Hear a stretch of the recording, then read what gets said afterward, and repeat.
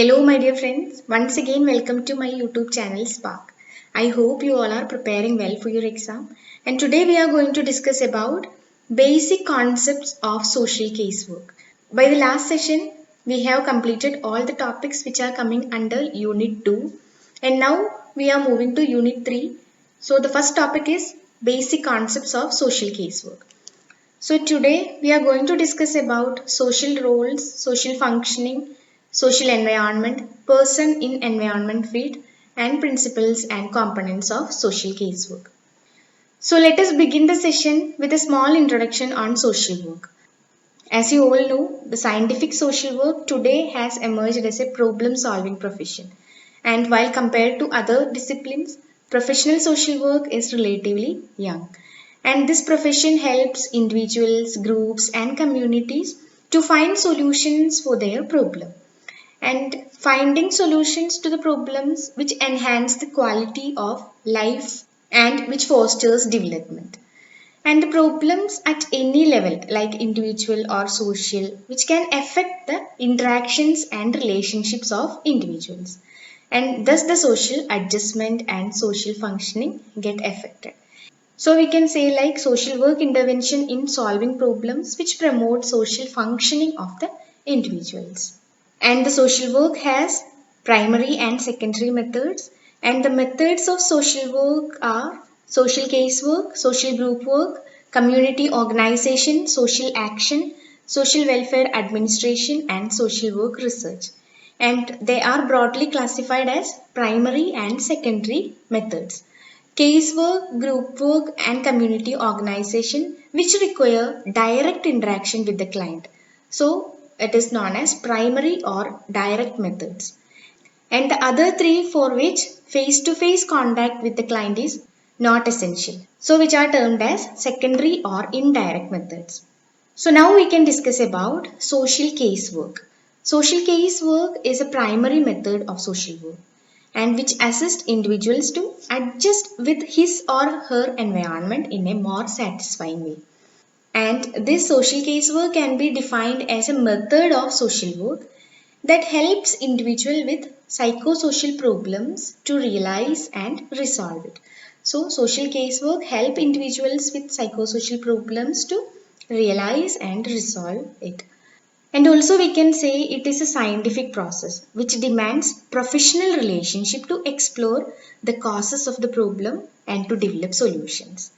And Mary Richmond says that social casework may be defined as an art of doing different things with different people, cooperating with them to achieve some of their own and society's betterment.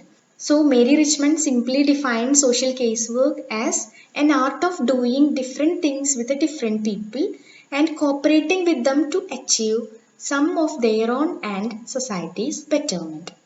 Now we can discuss about the concept social role. The social role of a person is the pattern or mode of behaving related to the position of the social group to which he or she belongs. As you all know, all human beings are a part of society and everyone in the society has different social roles and duties. And while performing his roles and duties, individual faces many problems in one or another form, which hinder his performance as a social being. And these problems may be caused due to non-fulfillment of needs or inability to perform his social roles. Here the social roles are connected with being a parent, spouse, or wage earning worker, etc. And here the casework is the oldest and most developed method of solving individual's problem and improving his social relations. So the caseworker tries to assess the role of the client and his or her capacity to perform these roles. So now we can move to the concept social functioning. Social functioning means the functioning of the individual in his or her social roles and relationship with emphasis on his or her relation to the environment. And we can say social functioning means functioning in different roles one has achieved and has been assigned by the society according to his position. And according to Bartlett in the year 1970 defined social functioning as the interaction between the coping activity of the people and the demand from the environment. And the concept of social functioning has gained quite an important place in social casework. Social casework enable an individual to obtain a higher level of social functioning through an interpersonal transaction or face-to-face or person-to-person encounter. So, through the social casework, a social caseworker enable an individual to obtain higher level of social functioning through face-to-face or person-to-person or interpersonal transaction. And the caseworker does not offer help to a person only at his personal request, but also when the person does not seek or resist help. In such cases, the help is offered at the instance of his relatives or public agencies like police, hospital, etc., or community members who feel concerned and are interested to help the person to live in a socially useful life.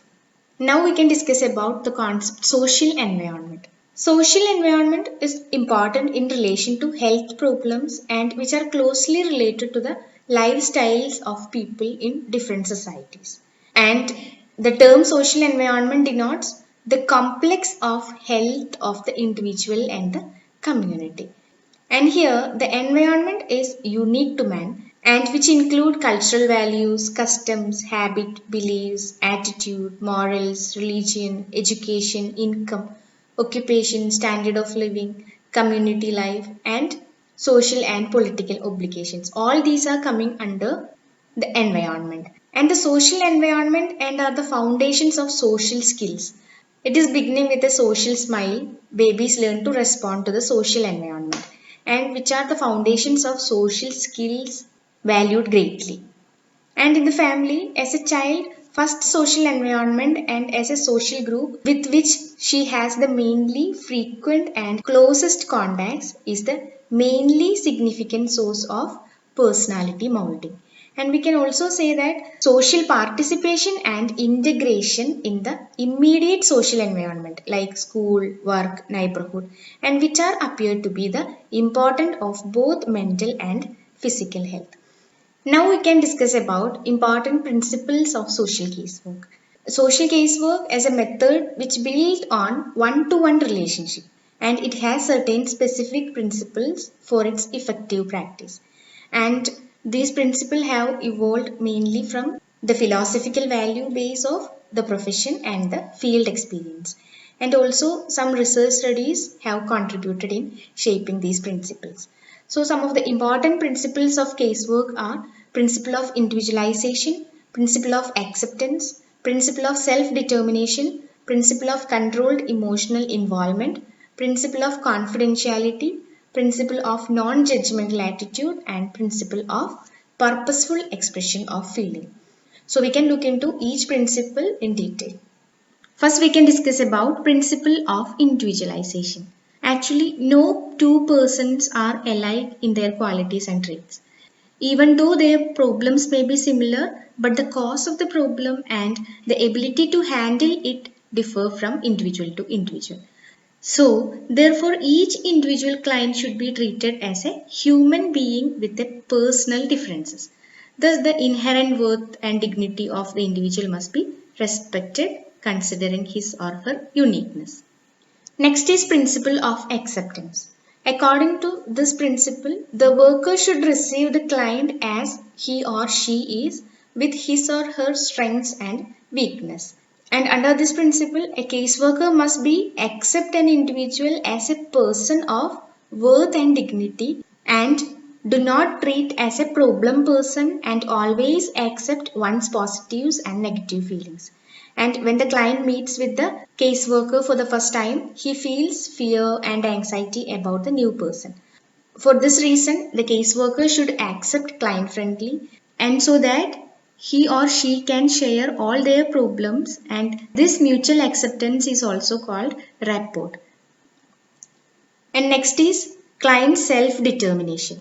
Actually, it is a practical recognition of client's freedom to make his own choices and decision in the casework process. And the responsibility of making decision should always rest with the client. And the caseworker may help the client to explore alternative courses of action, and clarify their consequences to enable them to make appropriate decisions. Next is principle of controlled emotional involvement. Actually, it is caseworker's sensitivity to the client's feeling. It means the capacity of the worker to understand the feeling of the client and to make appropriate responses without losing objectivity. Here, the objectivity is essential for ensuring the balanced helping relationship. Here, the caseworker should be guided by empathy instead of sympathy. Next is principle of confidentiality. Actually, it is maintaining a secrecy of information disclosed by the client during the casework process. What the client reveals to the caseworker is not to be discussed outside, and the client must be always assured about the confidential nature of the interview and the information shared. And this ethical responsibility is the key factor for building trust between the client and the caseworker. And next is principle of non-judgmental attitude. Actually, it is a quality of a worker-client relationship. Here, the caseworker should not blame the client for his behavior or problem. And it is impartial attitude towards client without any bias.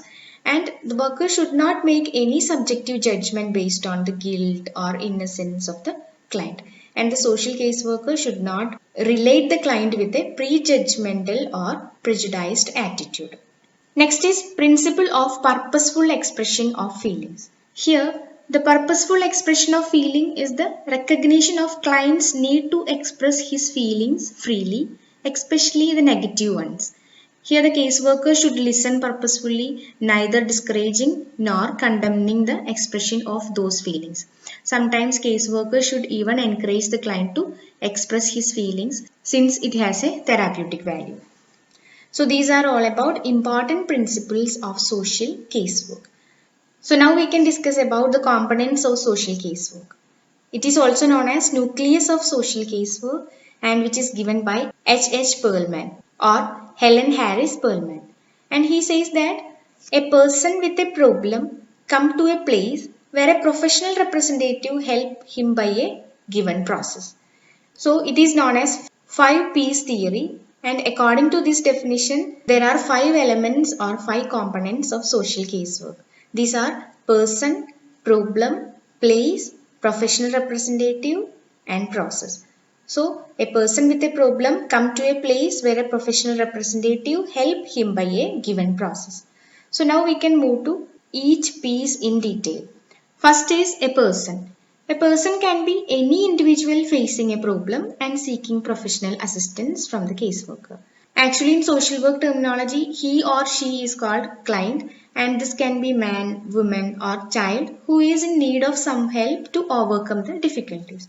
And the client is always under stress and may have problem of maladjustment and role conflict.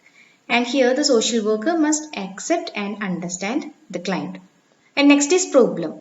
Problem arises from some need, obstacles, frustrations or maladjustments, and sometimes all of these together. And these problems affect the social functioning of the person and making him or her unable to adjust with the social environment. So a problem could be some current need like economic, medical, educational, recreational, stress like physical, psychological or social. And for example, alcoholism could be associated with psychosocial and familial or economic causes like that. Next is place. The place may be social service agency, department or human welfare agency which provides psychosocial services or any other aid to the client with the help of social worker. And there are primary agencies such as counseling centers and social welfare agencies, and also secondary agencies such as hospitals, schools and industries. So it's about place. Next is professional representative. Professional representative means social caseworker, and a caseworker should be skillful in establishing relationship with the client and also find out client's problem and solution. So here a social caseworker is meant a professional person employed by a social agency who possess knowledge, skills and techniques of social casework. And social caseworkers designation varies with working place such as medical social worker, case worker, psychiatric social worker, like that. And the last P is process. Process means a series of action. But in the social casework practice, process refers to series of action which are taken with a view to helping the client and to solve their problems. But this does not mean that all the problems of the client can be solved by the caseworker. A caseworker selects the problem solving process by observing the client's emotion, desires and abilities, like that. And if he cannot find out or select the problem solving processes for the client, then he can refer him to others. And in problem solving process, there are 5 phases like psychosocial study, diagnosis, treatment plan, evaluation, follow-up, like that. So it's about components of social casework. There are 5 P's by H. Perlman: person, problem, place, professional representative and process. And we can say like a person with a problem come to a place where a professional representative help him by a given process. So it's all about today's session. So we have discussed about some important concepts of social casework like social role, social functioning, social environment, principles and components of social casework. So I hope this session will be helpful for you. And if you have any suggestions, please give me a comment. And if any one of you have missed my previous videos, please go to the bio. From there you can get the link and keep learning and prepare well for your exam. So for the next session, I would like to discuss you with some of the important approaches to the social casework practices like diagnostic and functional approach, problem solving, task-centered and radical approaches. So don't miss my next video. And once again, I remind you that please subscribe my channel if you have not yet subscribed and keep support me. So see you on next video. Bye.